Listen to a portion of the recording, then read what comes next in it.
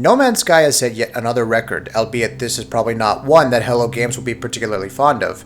In a testament to just how terribly wrong the game's pre-release hype cycle has backfired on it, No Man's Sky is now one of the lowest rated games on Steam. Since release, a total of 71,000 plus reviews have been posted for the game on Steam, and less than 32% of them are positive. That's pretty damning all on its own, but it becomes even direr when recent reviews are considered exclusively. 5,000 reviews have been published for No Man's Sky on Steam in the last month, but only 12% of them are positive. A lot of the ire that people have towards the game seems to be directed more at Sean Murray, one of the developers, who was extremely loud-spoken about the game and its potential in the lead-up to its release. Murray has been incognito ever since shortly after the launch of the game, and his social media accounts have gone dark. Apparently, a lot of players don't appreciate this lack of communication. While we don't know when Final Fantasy VII Remake is going to be released, we do know it's one of the most sought-after games of its kind. Perhaps in order to wet our whistle even more, the game's director sat down with Dengeki PlayStation to talk about Final Fantasy VII's newly revamped battle system. Tetsuya Nomura talked about his latest take on the Final Fantasy VII Remake and how the battle system has been changed. The battle system in Final Fantasy VII Remake is also vastly different, so I think we need to communicate very clearly just how exactly battles will work. We're currently in the middle of elevating various aspects up to finished quality, he told the Japanese website.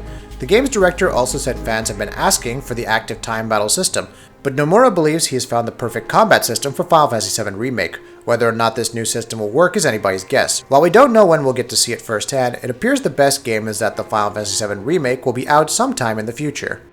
A lot of us have been expecting Nintendo to announce the NX this fall, but so far we've gone through all of September and half of October, and there's been no sign nor peep that an NX announcement is coming. This has led many to conclude that the NX may be delayed, the announcement at least, if not the console itself. However, financial advisory firm Macquarie has released its new report on Nintendo, wherein they have stated that they apparently expect Nintendo to announce the NX next week. This may not make much sense at first, but the possibility that Nintendo has an event planned, with invites sent out but embargoed, isn't out of the realms of probability at all.